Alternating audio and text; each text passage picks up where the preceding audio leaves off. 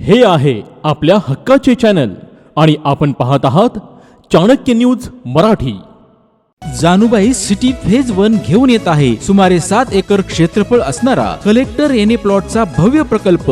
हीच ती वेळ योग्य प्लॉट घेण्याची। फलटण पासून 4 किलोमीटर अंतरावर निसर्गरम्य वातावरणात सर्व सुखसोयी युक्त प्लॉट। Janubai city phase 1। आमचा पत्ता जाधववाडी झिरपवाडी रोड गुंडगे तालीमच्या शेजारी।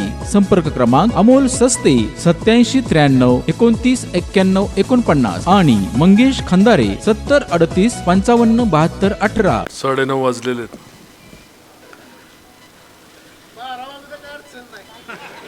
व्यासपीठावरील उपस्थित सर्व बंधू भगिनी,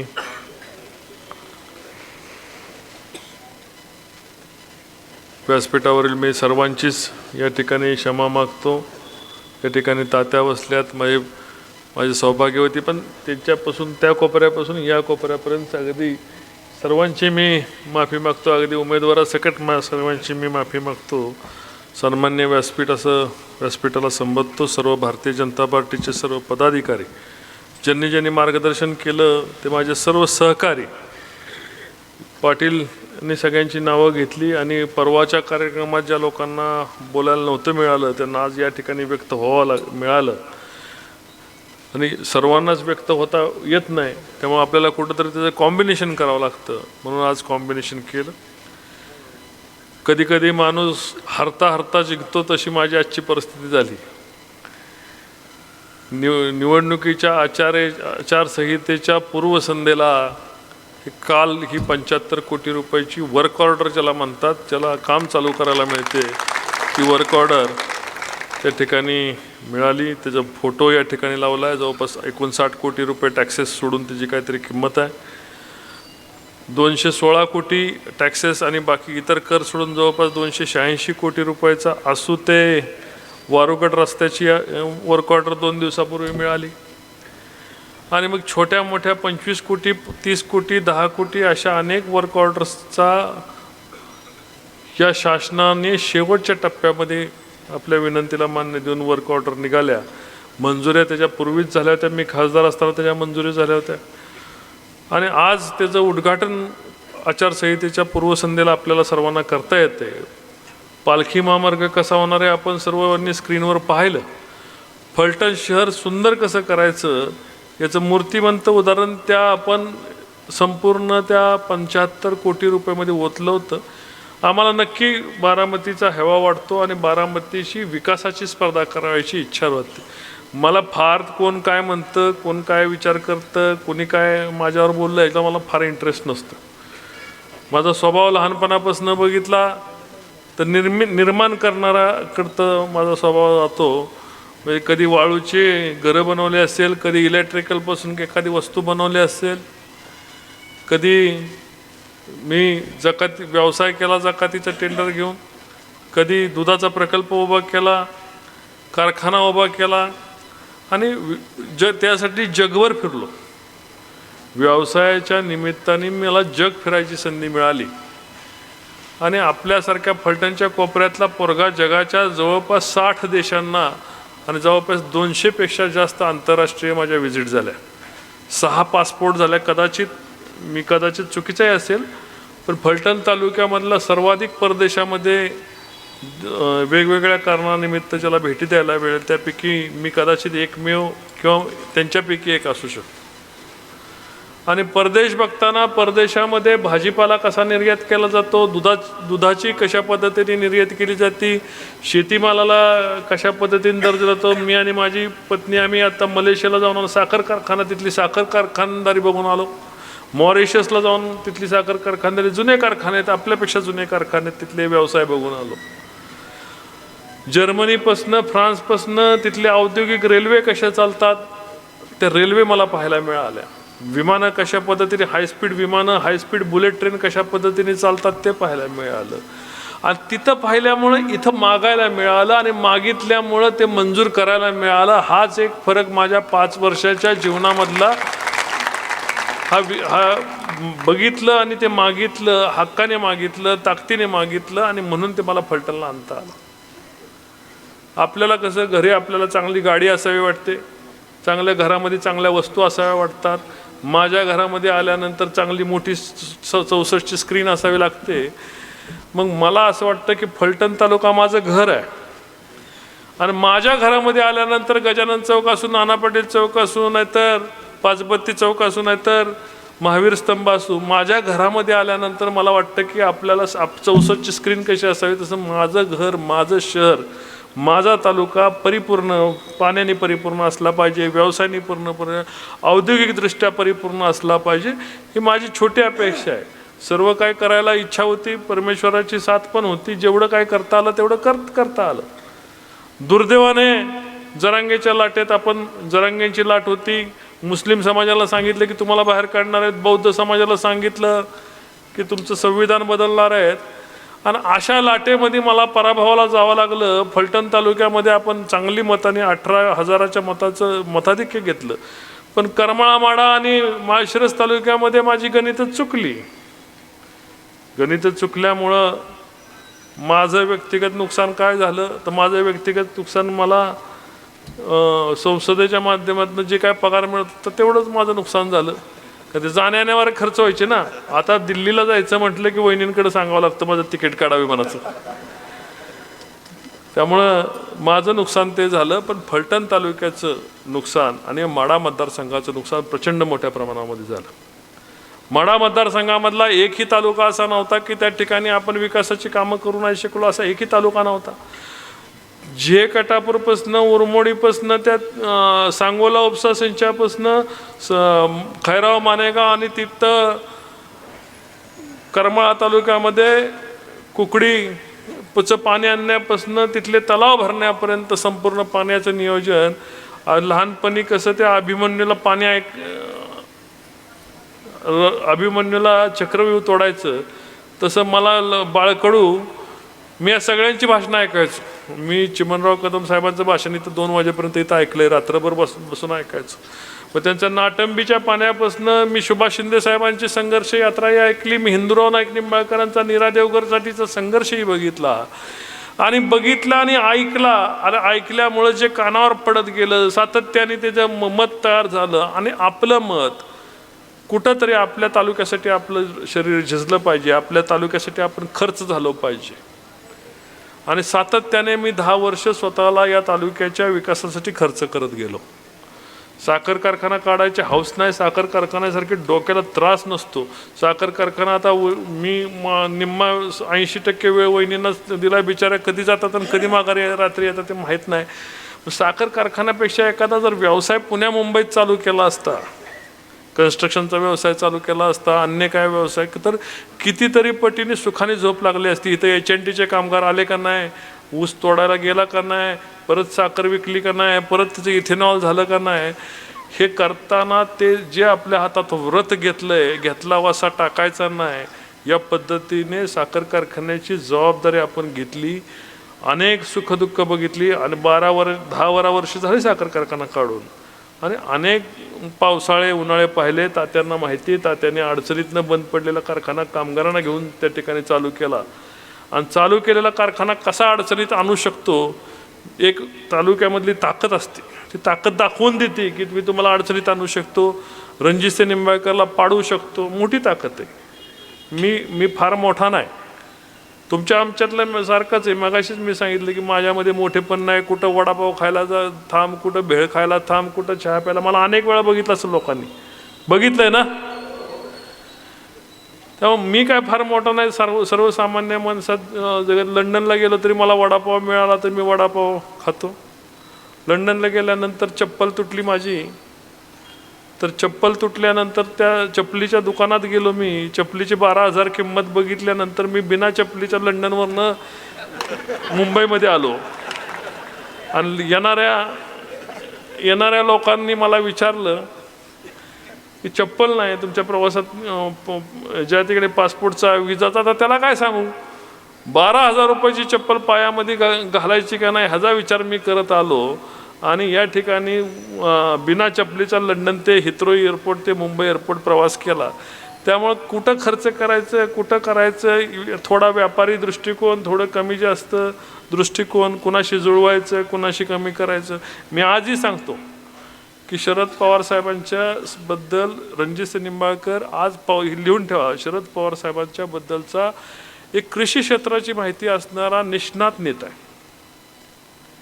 पवार साहेबांच्या जर त्यांची राजकीय उंची जर मोजली तर माझ्यासारखा कार्यकर्ता त्यांच्या नखालाही पुरणार नाही. रामराजे साहेबांच्याही नकाला पुरणार नाही. रामराजे साहेबांची उंची 30 वर्ष त्यांनी राजकारण केले. मुख्यमंत्र्यांच्या पेक्षाही मोठी पोस्ट होती सभापतीपद, ते त्यांनी भोगलंय. आणि त्यांच्या वेगळा प्रदीर्घ अनुभव त्यांच्या ह्याच्यामध्ये झाला.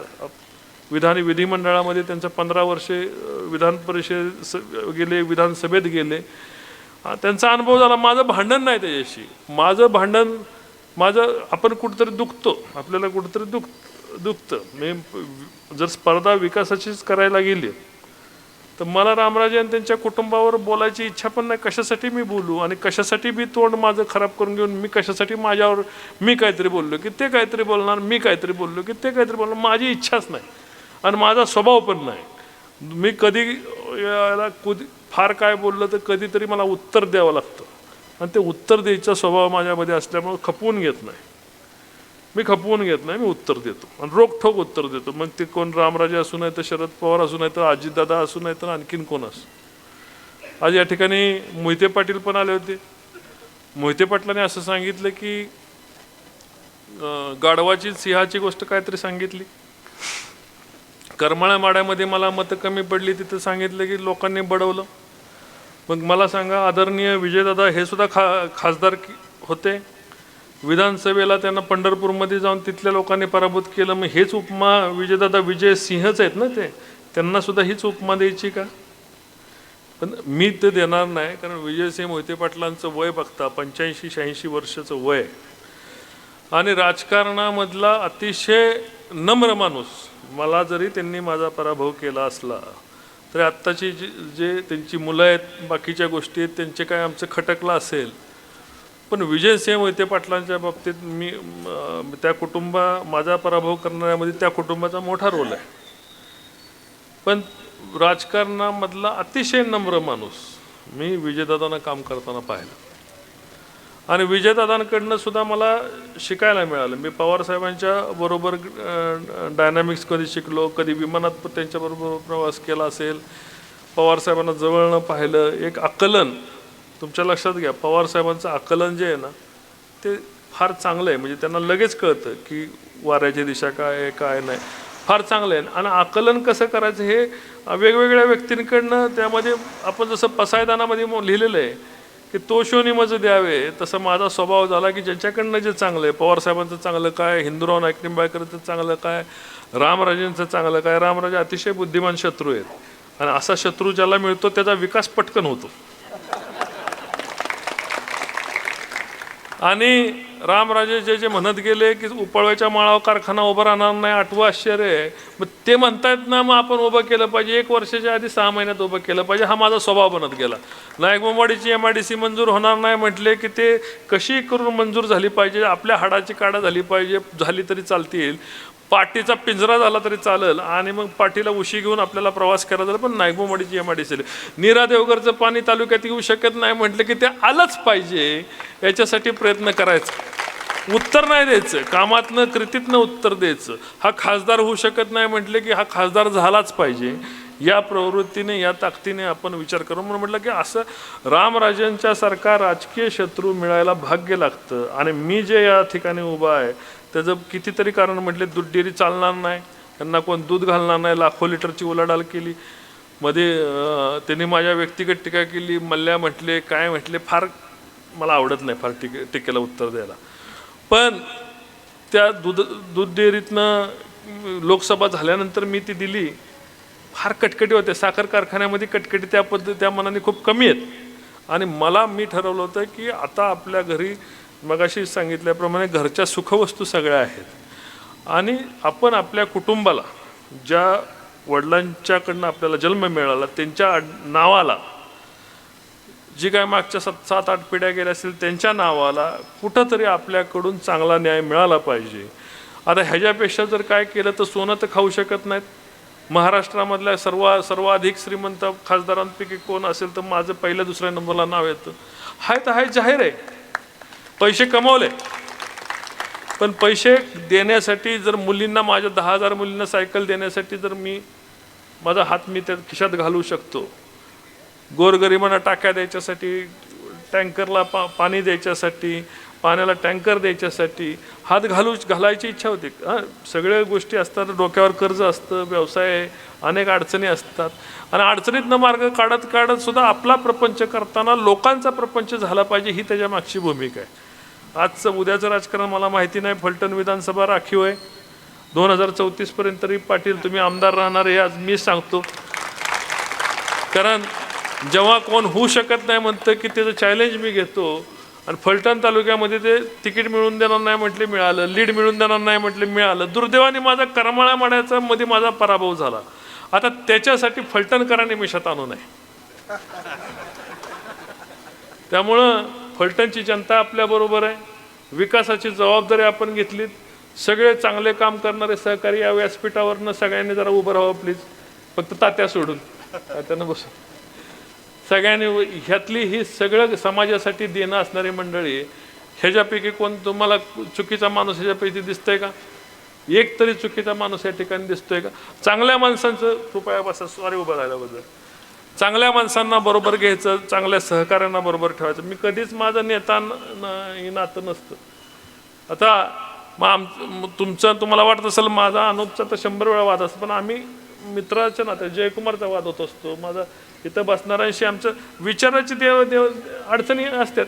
आम्ही काय गोष्टीला घाबरतो. आता वकील साहेबांसारखा घाबरतो आम्ही. आपलं काय नाही विचार. तात्यांना घाबरतो. तात्यांना तर मी तात्या कधी मारत नाहीत एवढीच काळजी घेतो, बाकी काय नाही, त्यांनी मारू नये म्हणून एवढीच काळजी घेतो.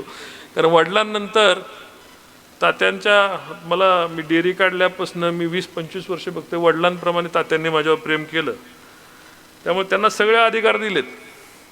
आणि माझे कर्तव्य आहे की मी तात्यांना वडिलाप्रमाणे मानले. माझं कर्तव्य आहे की त्यांच्या अंगावर ह्या वर्षीचा गुलाल आणून देण्याची जबाबदारी मी घेतली, आणि गुलाल आणताना मग कमी पण पडणार नाही ही पण खात्री आहे तुम्हाला सर्वांना. त्यामुळं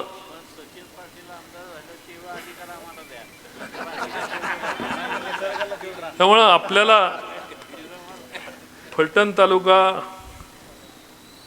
घडवताना टीका टिप्पणी पवारसाहेब, अजितदादा, फडणवीस साहेब यांची मोठ्या लोकांची राजकारण मोठ्या पातळीवर होती. मी सुद्धा कधी कधी चिडलो की बोलतो, पण बोलल्यानंतर जाणवतं आपण बोलायला नव्हतं पाहिजे. पण माझं पवारसाहेबांशी एक म्हणजे थोडासा मला पवारसाहेबांच्या बाबतीत दुखतं. का दुखतं? मी त्यांच्याबरोबर त्यांना खासदार करण्यासाठी पवारसाहेबांच्यासाठी मी माझ्या वडिलांना कन्व्हिन्स केलं. केवढा मोठा देशाचा नेता आपल्या तालुक्यात येतो, आपलं सौभाग्य. कैलासवासी हिंदूराव नाईक निंबाळकरांची इच्छा नव्हती, तर त्यांना मी कन्व्हिन्स केलं की शरद पवारसाहेब यातून उभा राहताना या तालुक्यातून खासदार होणार आहेत, तर आपण एक झालं पाहिजे. आणि एक झालं पाहिजे म्हणून आपण त्यांना साथ द्यायची ठरवली. दुर्दैवाने आमचं होऊन आहे ते झालं. आम्ही रामराजे साहेब आम्ही एका व्यासपीठावर आलो. त्यांना व्यासपीठावर येऊन आम्ही त्यांना दीपक चव्हाणांचा त्या ठिकाणी निवडून आणलं. आता दीपक चव्हाण निवडून किती काम करतील याची खात्री त्यावेळेसही मला नव्हती, पण ते म्हणते सरळ सज्जन माणूस वाटला. म्हटलं ठीक आहे काम करेल. पण ते बिचाराचं काय झालं, ते वकील साहेब म्हटल्याप्रमाणे त्याने आमदार म्हणून ते तालुक्याचा प्रतिनिधी, तालुक्याचा नाक आहे. मला सांगा MH11ची गाडी कुठं जर बुलढाण्यात पकडली तर तिथे खासदाराला दिल्लीत फोन यायचा, MH11ची गाडी पकडली, मी तिथनं फोन करायचो. मग आमदार हा तालुक्याचं पहिलं प्रतिनिधित्व करणारा नाक आहे, तो धाडसी असला पाहिजे. दुष्काळ निधी इतर तालुक्याला मिळाला, खटावमानला मिळाला, माळशिरसला दुष्काळ निधी मिळाला, प्रत्येकाच्या खात्यावर लाख लाख रुपये दुष्काळ निधी मिळाला, 50,000 मिळाला, 25,000 मिळाला. आमदाराचं कर्तव्य होतं की फलटण तालुक्यात वायला मिळाला, तिकडं पाऊस पडतोय तिकडं. आपल्या फलटण तालुक्याचा 2-2.5 हजार कोटी रुपयाच्या दुष्काळ निधीचं नुकसान झालं. मला दीपक चव्हाणांच्या व्यक्तिशा बोलायचं झालं तर त्यांच्याबाबत मला कुठंच दुखत नाही. कारण दीपक चव्हाण असा माणूस आहे की त्याला ती फिरती आदुली, इकडे पडली तिकडे कलांडणार, तिकडे बोलली तिकडे. कारण त्यांचा मास्टर म्हणजे त्याला जे म्हणतात ना, त्यांचं जे रिमोट आहे, त्यांची चावी आहे रामराजांच्या हातात आहे. रिंग मास्टरसारखं त्या बिचाऱ्याला इकडं तिकडं झुललं जातं. त्यामुळे तालुक्याच्याकडनं त्यांची काय फार अपेक्षा मी काय कधी धरत नाही की दीपक चव्हाणांनी तालुक्यासाठी पाणी आणावं, शरद पवारांशी संघर्ष करावा, अजितदादांशी संघर्ष करावा किंवा अन्य काय मोठं बसस्टॉप बारामतीसारखं फलटणला मंजूर करा. दीपक चव्हाणांकडनं माझ्या अपेक्षा नाही. दीपक आहेत बाबा, त्यांना 15 वर्ष तालुक्याने आमदार म्हणून दिलं. त्यांनी रामराजेंची इमानी इतबारी रामराजेंची सेवा केली. रामराजांनी पवारसाहेबांची इमानी इतबारी सेवा केली. पण याच्यामध्ये अडचण कुठं आली की तालुक्याची अडचण आली. 15 वर्ष 20 वर्ष जेव्हा आपण तालुक्याच्या एका पिढीचं नुकसान होतं आणि अख्ख्या पिढ्याच्या पिढ्या बर्बाद होतात जर आपण आपल्या कामाला विकासाला वेग दिला नाही. आणि शरद पवारांच्या बाबतीत लोक म्हणतात जाणता राजा आहे जाणता. मला दुखतं काय माहिती का, पवारसाहेब एवढे मोठे नेते, राज्याचे 4 वेळा मुख्यमंत्री आणि 4 वेळा मुख्यमंत्री असताना फलटण बारामती रेल्वे त्यांनी होऊन दिली नाही, तिथं दुखलं. फलटण बारामती रस्ता त्यांनी होऊन दिला नाही, तो हट्टाने भांडून मला करून घ्यावा लागला. फलटण निरादेवगरचं पाणी 25 वर्ष त्यांनी इमानी इतबारे आपल्या तालुक्याचं वापरलं. मग मी सांगतो की जर एक बाप असेल त्याला 2 मुलं असतील, एका बापाला 2 मुलं असतील आणि एकाच पोराला सगळी इस्टेट दिली तर त्याला शहाणा बाप म्हणतील का, म्हणणार का? तसंच माझं म्हणणं आहे की शरद पवारांना त्यासाठी मी शहाणा बाप म्हणत नाही, मोठेत. पण बारामतीचा विकास करताना 6 किलोमीटर व 8 किलोमीटर सांगवीच्या पलीकडे फलटण राहतं. फलटणमध्ये पण माणसं काम करतात, फलटणमध्ये तरुण पोरं काम करतात, तरुण पोरांच्या हाताला काम दिलं पाहिजे. बारामतीमध्येच फक्त तरुण पोरं आहेत का? बारामतीमध्येच फक्त नाना नानी पार्कची गरज आहे का? बारामतीच MIDC, बारामतीतच हेलिपॅडची, बारामतीत विमानतळी पाहिजे का? फलटणला नको का? बापाचं कर्तव्य काय, इस्टेटीची वाटणी सगळीकडे थोडी केली पाहिजे. मी म्हणतो बारामती त्यांच्या हक्काची 60% दिली, 40% फलटणला यायला पाहिजे होती. हे 40% नाही, 4% सोडा. फलटणचं सगळं पवारसाहेब तिकडे घेऊन गेले. राज्यामध्ये त्यांचं मोठं काम आहे, सगळं काम आहे, पण फलटणचं घेऊन गेले, हे माझं दुःख आहे. शरद पवार साहेबांच्या बाबत माझा व्यक्तिशः आधी द्वेष नाही.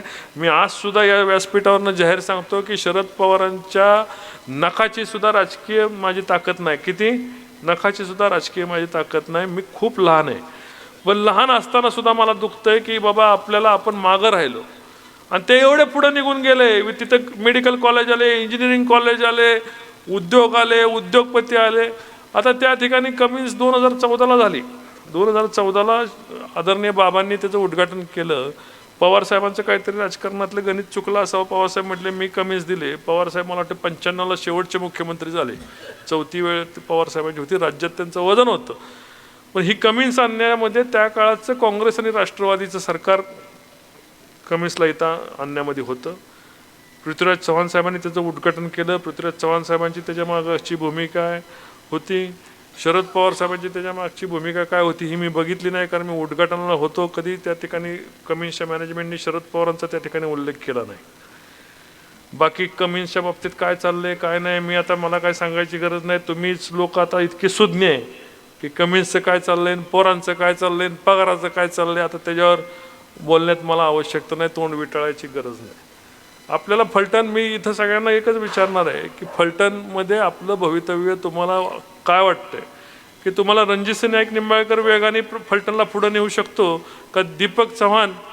मी सचिन पाटलांची जबाबदारी घेतो की सचिन पाटलांनी जर 5 वर्षामध्ये त्यांचा विकास, मला ज्या पद्धतीने फलटणचा विकास पाहिजे, आज 75 कोटीचा रस्ता आणलाय, 200 कोटीचा रोड आणलाय, हजारो कोटी रुपयाची विकास कामं आपण फलटणमध्ये आणली आणि ते आज तुम्हाला पुढच्या 2 वर्षामध्ये त्या विकासाचा किंमत कळेल.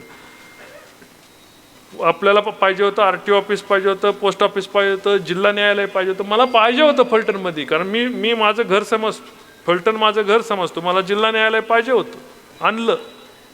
RTO ऑफिस पाहिजे होतं, आणलं. फलटणमध्ये ज्या बारामतीमध्ये सुविधा आहेत, उद्या भविष्यात फलटणचा जिल्हा करण्याची मानसिकता डोक्यामध्ये घेऊन ठेवून चाललो. दुर्दैवाने नशीबच ठसकाळलंय माझं, त्यामुळे आता लंगाडल्याशिवाय पर्याय नाही. ही गडी निदान जर विधानसभेमध्ये पोचला तर शेतीचं नॉलेज, कर्तबगार कर्तृत्वान पुरुषाच्या मागं उभा राहून आपल्या मागची इच्छाशक्ती, आपली राजकीय शक्ती, देशामध्ये मोदीजींच्यापासून आपल्याला खाली राज्यातल्या मंत्रीपर्यंत आपल्या सगळ्यांशी प्रेमाचे संबंध झाले. माझं कुणाशी वाकडं आलं नाही, सगळ्यांशी प्रेमाचे संबंध झाले.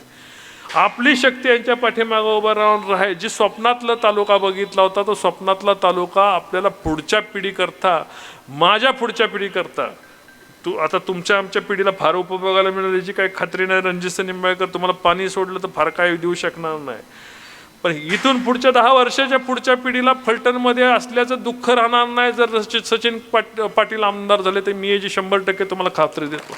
त्याला बारामतीला कधी जायची गरज पडणार नाही. जर सचिन पाटील आमदार झाले तर शिकायला बारामतीला पोरं पाठवायची गरज पडणार नाही, ना पासिंग करायला जाणार ना. जिल्हाधिकारी कार्यालय, कलेक्टर ऑफिस सुद्धा तुम्हाला फलटणला आणून तुमचा कलेक्टर फलटणला आणल्याशिवाय राहणार नाही. मी तुम्हाला आज या ठिकाणी शब्द देतो. मी SP ऑफिसला साताराला जायची गरज पडणार नाही. एवढं सगळं ताकदीने भांडून फलटणसाठी करतो. मी आहे थोडा भांडखोर, तालुक्याच्या विकासासाठी भांडेन. मी नीरा देवगरसाठी भांडलो, संघर्ष केला, मला त्या ठिकाणी संघर्ष झाला. रामराजांचं काय झालं की मी दिवा लावायला जायचो आणि ती संध्याकाळी फोकायला जायची. आमचा अडचण तिथं होती. रामराजाने सांगितलं असताना मी काडीपिटी घेऊन येतो, तू तेल टाक, तर रामराजे की जय म्हटलं असतं. मी दिवा लावायला जायचो, ती संध्याकाळी फोकायला जायचं. मी MIDC करायला गेलो, कारण म्हटलं सगळ्या फलटणची सूज सगळी वरच्या भागाला आलेली आहे. उद्योग कारखाने सगळे मोठ्या प्रमाणावर फलटणपासून वरती. उपळाचा कारखाना घेतला, श्रीराम कारखाना घेतला, साखरवाडी घेतला, शरयू घेतला, MIDC घेतली. पण आसूच्या टोकापासून गिरवीच्या टोकापर्यंत मध्ये दुधेबाबे भाडळ्या, त्या नायकबामवाडी वडले, तिथनं तुमचा मठाची वाडी, शिरीची गुणावरे, काय त्याला मुंजवड्या पासनं जे वडल्यापर्यंत आपण आलो मधल्या गावात. तिथल्या पोरांच्यासाठी काय फलटणच्या विकासाची सूज फलटणच्या सगळी पश्चिमेला आलेली आहे. आणि त्याचा बॅलन्स करण्यासाठी नायकबामवाडी क्षेत्र त्या ठिकाणी निवडलं. तिथं 20-25 एकर दोघांच्या नावावर जमीन आहे. आमच्या दोघांच्या नावावर 20-25 एकर जमीन आहे. आता मंत्र्यांना जमीन तिथं करायला, जमिनीला किंमत यायला म्हणतात जमीन महाराष्ट्रात रणजित निंबाळकर कागदावर माझ्याकडे पैसे कुठं बी घेऊ शकतो, कुठले बी MIDC जमीन घेऊ शकतो. मला काय कमीच, मग तिथं नायकबामवाडीमध्ये MIDC मध्ये जमीन घेऊन मला तिथं पैसे कमवायचे काय हाऊस नाही. 25 एकराचे असं काय पैसे येणार नाही. पण माझ्या नावाची त्या ठिकाणी बदनामी अशी केली जाते. मला त्याचं दुःख नाही, पण तिथली MIDC आता मित्सुबिशी सारखा मोठा प्रकल्प, इलेक्ट्रिकल मित्सुबिशी सारखा जाहीर करू नये, नाही तर ही परत तिथे फुकाय जाणार. पण ठीक आहे, फुकून द्या. त्या ठिकाणी मुद्दई लाख बुरा चाहे मगर क्या होता है, जो मंजूर है खुदा होता है. मुस्लिम समाजापासून माझं त्या ठिकाणी माझा मित्र बसलाय फिरोज, ते गणपती मंडळाचा अध्यक्ष आहे. सगळ्या फलटण म्हणजे त्या रियाजबाईपासून बबलू इनामदार, त्याला कधी जाणवलं कारण भाजप वेगळे आहे म्हणून, रणजित निंबाळकर वेगळा आहे. बौद्ध समाजाचा माझ्या सचिन पाटला सगळे कार्यकर्ते, होलार समाज, चांभार समाज, हरिजन समाज, माझे सगळे मला मी रक्ताचे समजतो, हक्काचे रक्ताचे समजतो. आणि मला बाबासाहेब आंबेडकरांचा तेवढा आदर आहे जेवढा छत्रपती शिवाजी महाराजांचा आहे. कारण बाबासाहेब आंबेडकरांनी जर त्यावेळेस जे संघर्ष उभा केला नसता तर समाजामध्ये दुही पडली असती. आज वेगवेगळ्या भाषांचा, वेगवेगळ्या प्रदेश, मराठी महाराष्ट्रात बोलली जाते, बंगाली बंगालमध्ये बोलली जाते, कर्नाटकात कन्नडी बोलली जाते. हे सगळं साम्राज्य एका घटनेवर मांडण्याचं काम डॉक्टर बाबासाहेब आंबेडकरांनी केलं. आणि म्हणून आज आपण सुखा समाधान तिथं बौद्ध बसू, मुस्लिम बसू, होलार बसू, अनेक समाज बसू, धनगर बसू, खाटेक बसू, मराठा बसू, अन्य समाजाची लोक या ठिकाणी आमचे, आता गुजर म्हणायचं चुकतंय पण तरी पण गुजर म्हणतो, जैन म्हणा, तर जैन अनुपशांना जैन म्हणणं पण चुकीचं आहे, पण जैन असो, ही तर सर्व समाजाची लोक एकत्र एका व्यासपीठावर आणण्याचं सामर्थ्य, त्यांना प्रेम देण्याचं सामर्थ्य. आता अनुप शाह असतील किंवा वकील साहेब असतील किंवा सचिन कांबळे असतील, माणिकराव सर असतील, पलीकडं कुणाला कसल्या ऑफर नसत्या आल्या तर सांगा, पण माझं एक वेगळं नातं तयार होतं. पत्रकारांनाही जाणवत असेल, मी कधी कधी चिडत असेल त्यांच्यावर, कधी कधी बोलत असेल, कधी चिमटा काढत असेल, पण मी बंधुत्वाच्या नात्याने वागतो. आणि मला ठोकलं तर जोरात का ठोकलं ना हे सुद्धा प्रेमाने मी विचारतो, काय बरोबर आहे ना? कारण सगळ्याला समजून आपलंसं जेव्हा मानतो तेव्हा त्यांच्या चुका, त्यांचं प्रेम दोन्ही स्वीकारायची सवय पडली पाहिजे. आणि मी स्वीकारले, फलटणला स्वीकारले, रामराजांना स्वीकारले, संजूराजांना स्वीकारले, पिट्टूबाबांना स्वीकारले, त्यांच्या टीका स्वीकारल्यात, उद्या त्यांनी केलेले आघात स्वीकारल्यात, त्यांनी घातलेल्या केसेस स्वीकारल्यात, स्वीकारले मी. आणि मी स्वीकारत जात असतो तेव्हा मी प्रगती करत असतो. मी जर नकार दिला असता, निगेटिव्ह दिलं असतं, तर लढाया करत बसलो असतो, भांडणं करत बसलो असतो, शिवीगाळ करत बसलो असतो, वाद घालत बसलो असतो. आणि आज हा 75 कोटी रुपयाचा भूमिपूजनाचा कार्यक्रम तुम्ही आम्ही बसून करू नसतो शकलो. म्हणून मी यांनाही स्वीकारले. मला रामराजे काय, पिट्टू बाबा काय, संजू बाबा काय, ते सुद्धा बाहेरचे नाहीत, त्यांना सुद्धा मी आपलं मानतो, स्वीकारले. आणि सर्वांना त्यांच्यासुद्धा घराच्या इथला विकास, कुटुंब, त्यांच्या ह्याच्या उद्या व्यक्तिगत कुठले प्रसंग आला आणि मला तिथं त्यांना जर कधी कधी चिडतो, मी सुद्धा चिमटा काढतो, पण कधी रणजितसिंह निंबाळकर एवढा वाईट नाही. त्यांच्या कुटुंबावर जरी रामराजेंच्या कुटुंबावर किंवा त्यांच्या मुलावर कधी कुठला प्रसंग आला आणि मी तिथं मदत करू शकतो, तर हिंदूराव नाईक निंबाळकरांची शपथ, आई तुळजाभवानीची शपथ घेऊन सांगतो, मी तिथं मदत करेल, मी चुकीचं वागणार नाही. कारण सगळ्याला जेव्हा आपण स्वीकारतो तेव्हाच आपण पुढे जाऊ शकतो. आणि म्हणून राग, लोभ, प्रेम, मत्सर, किती चेष्टा होती, याला हे पडलं. तर ह्याच्यामध्ये देशामध्ये जेव्हा कॅबिनेट मंत्री होणाऱ्यांची नावं म्हणून होत होती की माझ्याकडे कॅबिनेट मंत्री म्हणून बघितलं जायचं. देवेंद्रजींची अपेक्षा होती की हा मंत्री म्हणून पुढे जाणार, हा पश्चिम महाराष्ट्राचा नेता होणार. हा पडलो तर पडलो, मी स्वीकारलंय, मी पडले. मला माझ्या जनतेने फलटणच्या मला 18,000चं मताधिक्य दिलं, बाद झालं, मरोस्तोवर मला पूर्ण झालंय. आणि मी स्वीकारलंय. पराभव सुद्धा स्वीकारता आला पाहिजे, पचवता आला पाहिजे आणि पराभवामधनं शिकता आलं पाहिजे. हा रणजितसिंह निंबाळकर पराभूत झाला तरी 5 तारखेला बैठक घेऊन सगळ्या कार्यकर्त्यांना सांगितलं आपल्याला विकास कामाला लागायचे. बरोबर आहे ना? मग पराभव पचवून पुढं चांगल्या कामाला लागायचं का त्याच्यासारखी तार लावायची? काय करायचंय? हा? आणि आपल्याला, आपण सर्वजण या ठिकाणी बसलोय, ज्यांना उद्या मी भूमिका माझी अशीच आहे की पुन्हा मला टीका करायची, उद्या आणखीन काय बोलायचंय बोलू द्या. मीच सगळ्यांना विनंती करणार आहे, आपण भूमिका बदलू. आपण विकासाच्या कामावर बोलू. चुकीचं आहे ते पत्रात टाकलंच पाहिजे. नाही चुकीचं टाकलं तर मलाच मॅनेज झालं असं म्हणसाल तुम्ही. बरोबर आहे ना? चुकीचं पत्रात टाकू, चांगलं स्वीकारू, चांगलं ते स्वीकारू, चुकीचं पत्रात टाकू आणि तालुक्याच्या हितासाठी सर्वांना बरोबर घेऊन जाऊ. मग मी मगाशी म्हटलं मी तेल टाकायची तयारी, तुम्ही कुठं तेल टाकायची ठरवली, मी काडी घेऊन यायला तयार आहे. तालुक्याच्या विकासासाठी कधी हाक मारा, कुणी मॅनेज झाला म्हटलं तरी मी त्याची पर्वा करणार नाही. चांगलं काम घेऊन कोण उद्या आला तरी त्याला पर्वा करणार नाही. दीपक चव्हाण किंवा त्यांच्या अख्खे कुटुंब यांच्यासाठी मी साफ मनाने आई तुळजाभवानी शपथ सांगतो, मला असूया नाही. फक्त यांचा पराभव यासाठी करायचा की यात तालुक्यामध्ये चांगले लोकांना निवडून आणलं पाहिजे, चांगली लोक तयार झाले पाहिजेत, नगरसेवक चांगले तयार झाले पाहिजेत, भांडणारे तयार झाले पाहिजेत, ग्रामपंचायत सदस्य चांगला निवडून आला पाहिजे, गावाचा विकास करणारा पाहिजे, जिल्हा परिषद. मला आता जिल्हा परिषद निवडणूक लागली, मला बायकोला उभं करायची गरज नाही. तर जिल्ह्याची सर्वोच्च सत्ता उपभोगली, मला आमच्या आता घरात आणायची गरज नाही. पण आपण ज्या ठिकाणी जन्माला आलो आहे त्या जन्माचं कर्तव्य मी पूर्ण करणार आहे. माझ्या कुटुंबाचं, माझ्यामुळं तुमचं, फलटणकरांचं नाव कधी खराब होऊन देणार नाही. चांगलं केलं नाही तर नाव तर नक्की मी माझ्यामुळं फलटणकरांचं घालवणार नाही, ही तुम्हाला खात्री देतो. तुम्ही जे केलेल्या प्रेमामुळं केवढाही मोठा पराभव झाला आणि कितीही मोठं अडचणी आल्या तरी अडचणीला तोंड देऊन पुढं मार्ग काढेल. येणाऱ्या अनेक अडचणी येऊ शकतात. कसं असतं, आज ऊन आहे, उद्या सावली आहे, आज पाऊस आहे, उद्या दुष्काळ आहे, नैसर्गिक संकट आहेत, माझ्यावर उद्या संकट येऊ शकतात. आलेल्या संकटाला धैर्याने तोंड देईल आणि द्यायला शिकवेल, तरुण पिढीला धैर्याने तोंड द्यायला शिकवेल, एवढा एक शब्द मी इथं उपस्थित सगळ्या फलटणकरांना देतो. 10 वाजायला आलेत, मला बरंच काय बोलायचं होतं, पण मी भाषण सोडून माझं मनोगत मी या ठिकाणी बोललेलो आहे. सर्वांना बरोबर घेऊन चांगलं तालुका घडवायला आपण जाऊया. सर्वांनी माझ्याबरोबर प्रामाणिक साथ द्या एवढीच विनंती करतो. माझे भाषण संपवतो. जय हिंद, जय महाराष्ट्र. श्री डेव्हलपर्स निर्मित स्वप्न तुमचे, पूर्तता आमची. फलटण पासून अगदी 5 मिनिटांच्या अंतरावर असलेले ज्ञानाई पार्क तब्बल 120 गुंठ्यांचा भव्य असा सर्व सुविधायुक्त निवासी प्रकल्प. प्रति गुंठा 3.99 लाखांपासून पुढे, तर मग वाट कसली पाहताय? आजच आपला प्लॉट निश्चित करा. आमचा पत्ता सर्वे नंबर 70/3 मौजे ठाकूरकी, जिजाई मंगल कार्यालयाच्या पाठीमागे, फलटण, सातारा रोड.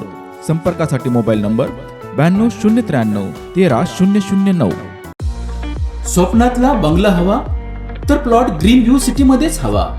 फलटण शहरापासून अगदी थोड्याच अंतरावर असलेले ग्रीन व्ह्यू सिटी हीच ती वेळ योग्य प्लॉट घेण्याची. Green view city, Kurwali, Khurd. Booking संपर्क विनोद घाडगे. मोबाईल 99 22 64 31 04.